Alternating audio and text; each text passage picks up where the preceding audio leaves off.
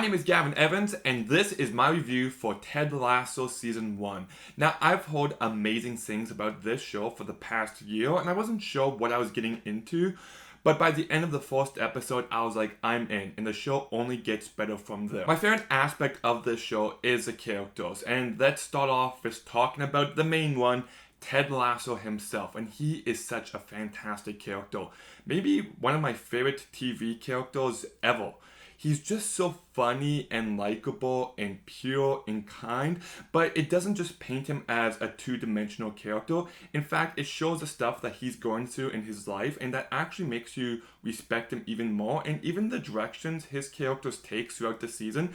At a certain point, he actually becomes inspiring. Like, I want to be like this person in real life, and he's just that good of a character. He wouldn't be the great character that he is without this fantastic performance by Jason Sudeikis.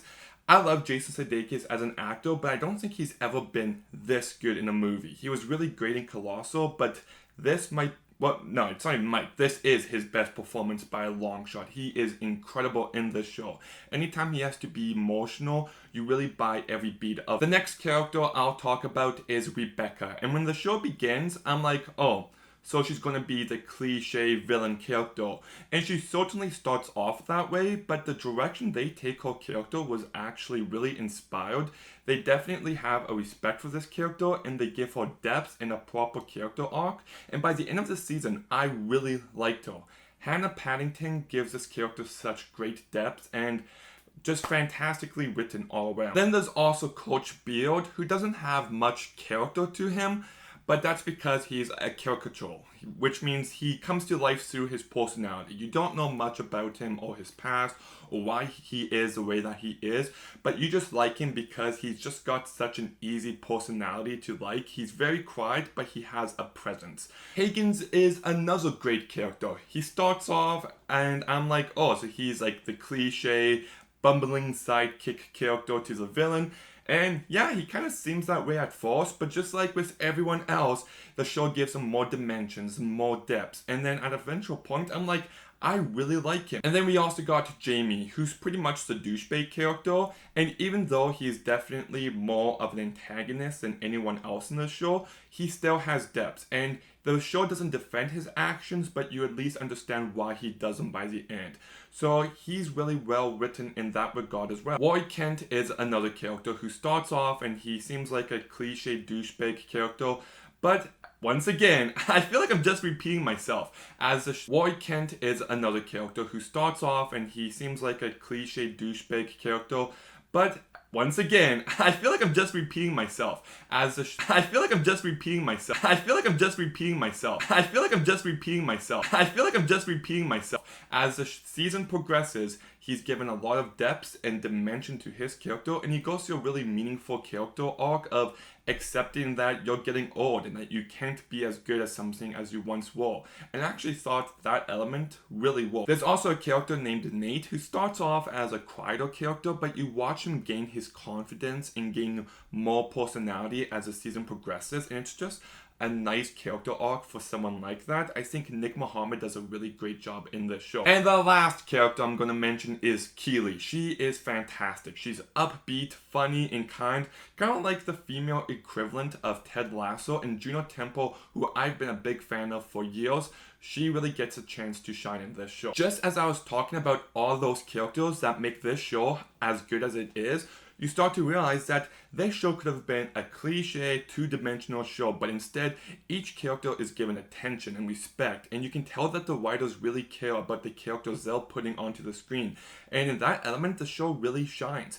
This show doesn't follow the cliches of the sports genre. Instead, it subverts them and focuses on meaningful character arcs instead, and in that way this show really rises above every expectation I could have had about it. And that all said, it's not just really smartly written, but it's also hilarious. I was laughing throughout this entire show, and when I wasn't laughing, I at least had the biggest smile on my face.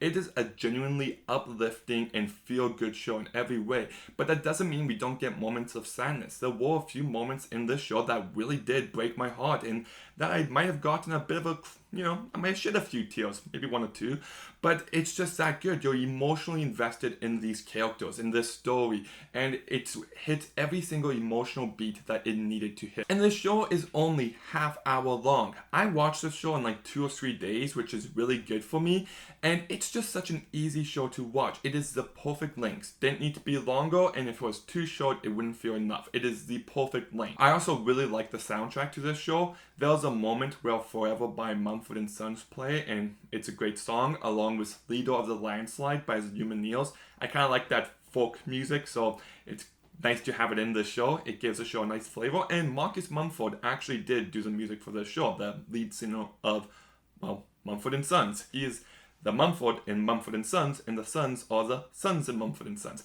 Anyways, but the music is great. And I just like how this show ends on a note where you're expecting to be like, yes, that's awesome, but it doesn't go the way you think it will, and it actually allows this show to have, to continue on for a few more seasons. If it ended in a spot that we wanted to end it on, I just don't know where the show could have gone, so I think it's really smart in that way too. If it's not clear by now, I absolutely love this show. This was one of the best seasons of television I've ever seen. It's hilarious, it's inspiring, it's emotional and moving, it's well written, it's smart, it's well acted. Just every single element of the show came together perfectly. I'm not going to quite give it 10 out of 10, but I will give this show, Ted Lasso Season 1, a 9 out of 10.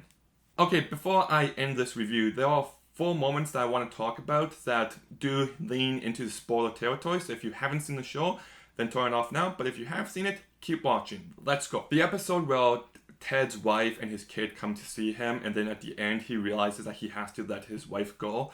I thought that was a really powerful emotional moment, and that was definitely probably my favorite episode of the entire season. The episode where Ted benches Jamie and you're just like, wait, what is he doing? And then the team comes together and they still win the game regardless. That was a great moment. Like, it was kind of tense, and then you're like, yes, they did it! The episode where Ted challenges Rebecca's ex-husband to a game of darts is just excellent, especially when he's just like, oh, whoops, I'm actually left-handed, and then bullseye. That was a great moment, but the whole speech he has at the end about how people should be curious and ask questions instead of judgmental, that was a really powerful moment, I found. And the scene where Hannah apologizes to Ted and tells him everything, bravo show, you supported my expectations there in a way that felt really meaningful and really well owned. Just when this power of Ted saying that he forgives her was just such a great moment that I absolutely loved. I know I said only 4 moments, but there was an episode where Ted is going through some personal issues and he's trying his best to be his happy, upbeat personality type.